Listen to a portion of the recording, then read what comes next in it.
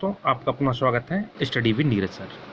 दोस्तों, एग्रीकल्चर जो कि एजीटीए और गन्ना पर्यवेक्षक में काफ़ी ज़्यादा जो है क्वेश्चन, इससे पिछली बार जो है 20 से 22 क्वेश्चन आए थे।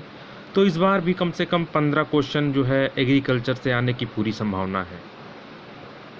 तो आइए दोस्तों, आपका अपना स्वागत करते हैं स्टडी विद नीरज सर पे। सबसे पहले आप हमारे YouTube channel study with Neeraj sir को आप सब्सक्राइब कर लीजिए, जिससे आने वाले सारे एजीटी और शुगर केन के जितने भी वीडियो हैं आप तक पहुंचेंगे और आपके सिलेक्शन में बहुत अच्छा रोल निभाएंगे। तो आइए दोस्तों, स्टार्ट करते हैं। एग्रीकल्चर से संबंधित बहुत ही मोस्ट पावरफुल श्रृंखला है, यहाँ से क्वेश्चन पूरा जो है आने की उम्मीदें हैं। तो आइए पहला क्वेश्चन स्टार्ट करते हैं। तम्बाकू किस कुल का पौधा है? तम्बाकू किस कुल का पौधा है? तो इस पे जो है बी, सोलेनेसी कुल का पौधा है। कौन सा? सोलेनेसी कुल। चना का बीज दर प्रति हेक्टेयर है। चना का बीज दर प्रति हेक्टेयर है 75 से 125 किलोग्राम। 75 से 125 किलोग्राम। नेक्स्ट पॉइंट, कौशल किसकी प्रजाति है? बहुत मोस्ट इम्पोर्टेंट है। तो दोस्तों, कौशल ये मूंगफली की प्रजाति है। ओटाई प्रतिशत संबंधित है। चौथा प्रश्न, ये जो है कपास से संबंधित है। बरसीम की बुवाई का उपयुक्त समय क्या है? जो बरसीम बोई जाती है वो किस समय में, उसका सबसे ज़्यादा जो है उपयुक्त समय जो है क्या माना गया है? तो दोस्तों, ये अक्टूबर माना गया है। कौन सा समूह सूक्ष्म पोषक तत्वों से संबंधित है? ये समूह आपका है, बहुत मोस्ट इम्पोर्टेंट क्वेश्चन है ये। FeMO और MnZn, ये जो है समूह बहुत इम्पोर्टेंट है। सिल्ट मृदा के कणों का आकार है। सिल्ट मृदा के कणों का आकार है, ये है 0.02 से 0.002 मिमी। वायुमंडल में नाइट्रोजन पाई जाती है। बहुत बेसिक क्वेश्चन है, ठीक है, सबको पता है।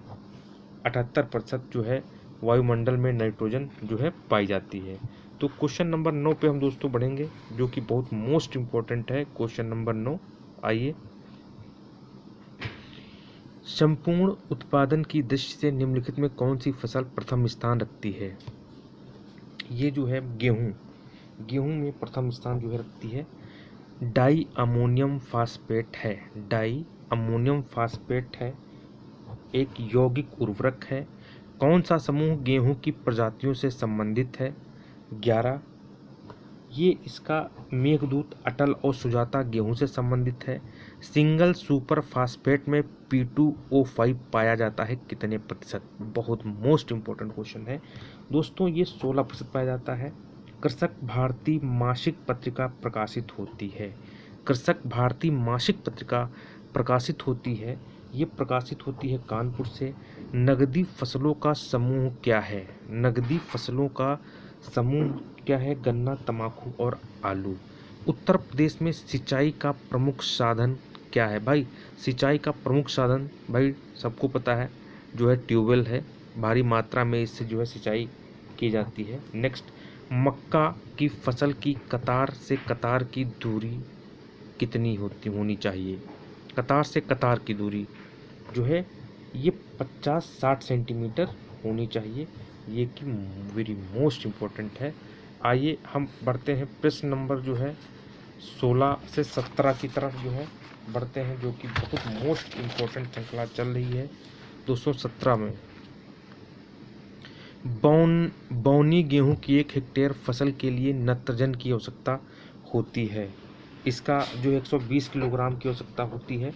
गेहूं में सिंचाई के लिए सबसे महत्वपूर्ण क्रांतिक अवस्था क्या है? सबसे महत्वपूर्ण क्रांतिक अवस्था जो है ये ताजमूल जड़ निकलना है। भारतीय गन्ना शोध संस्थान कहाँ स्थित है? ये जो है लखनऊ में स्थित है। भारत सरकार द्वारा अनुमानित सिंचाई विधि है ड्रिप एवं छिड़काव द्वारा। उत्तर प्रदेश में गन्ना बोने का समय है। बहुत मोस्ट इम्पोर्टेंट क्वेश्चन और बहुत ही सरल क्वेश्चन है। गन्ना बोने का जो समय है वो अक्टूबर से मार्च है। उत्तर प्रदेश की मुख्य मृदा है आपकी जलोढ़ है। 300 दिन में सर्वाधिक औसत दुग्ध उत्पादन निम्न में से किस नस्ल की गाय का है? ध्यान रखना, बहुत मोस्ट पावरफुल क्वेश्चन है ये, जो है साहीवाल का है। क्या?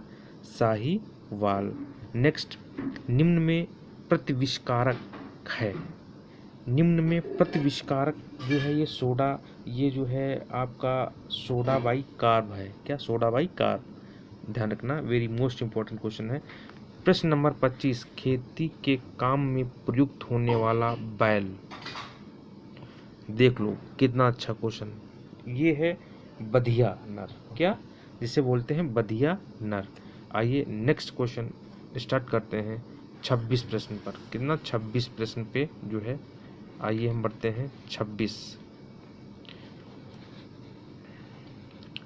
एक गर्भवती गाय के लिए मुलायम बिछौने का निम्न क्षेत्रफल होना चाहिए। बिछौने का निम्न क्षेत्रफल होना चाहिए, ये होना चाहिए 50 से 80 वर्ग फीट। साँड़ का उपयोग है, साँड़ का उपयोग है जो है ये है प्रजनन के लिए।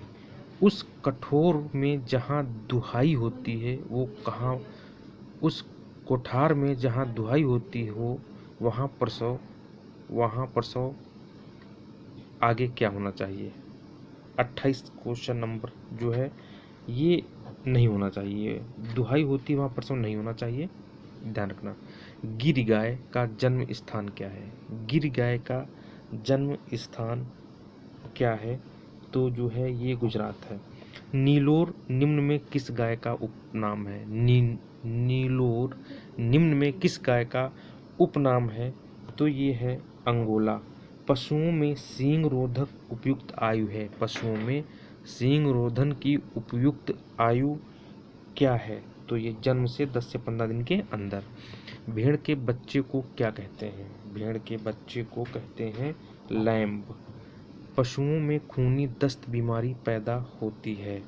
पशुओं में खूनी दस्त बीमारी पैदा होती है प्रोटोजोआ द्वारा। ब्राउनिंग संबंधित है 34 नंबर। ब्राउनिंग संबंधित है ये फूल गोभी।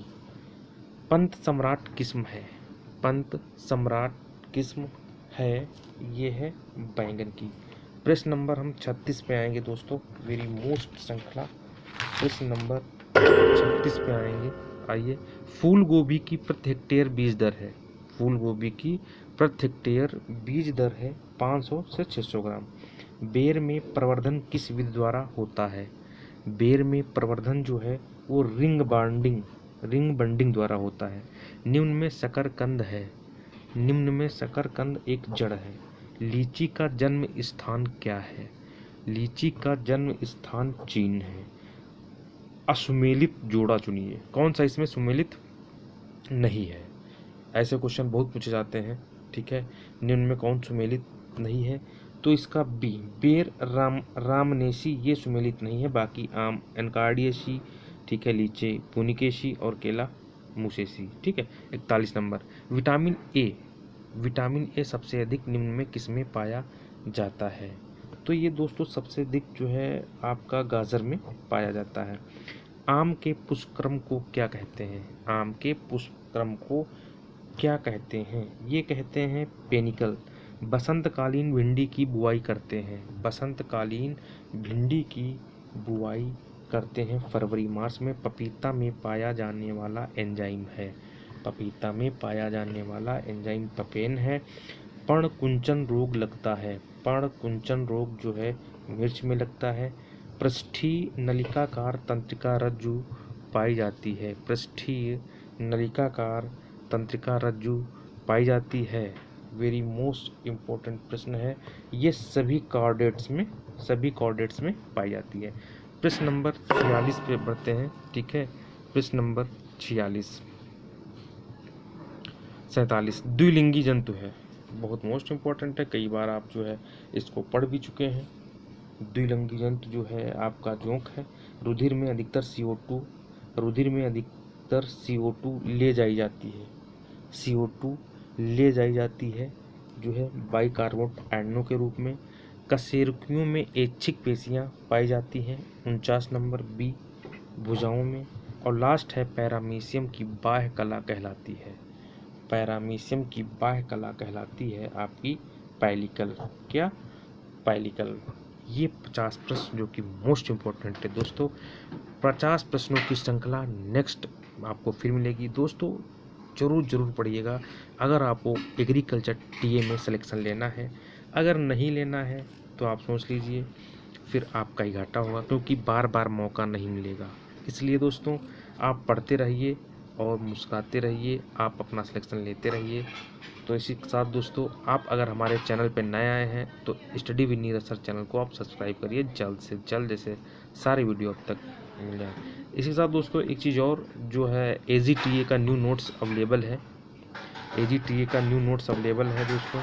अगर आप AGTA का न्यू नोट्स लेना चाहते हैं तो 73 79 82 33 68 पे कॉल कर सकते हैं, 73 79 82 33 68 पे कॉल कर सकते हैं, 95 599 40 590 40 590 पे कॉल करके इंक्वायरी कर सकते हैं। AGTA न्यू नोट्स मिल गया है, जिससे आपको पढ़ने में आसानी होगी। तब तक के लिए दोस्तों धन्यवाद, नमस्कार।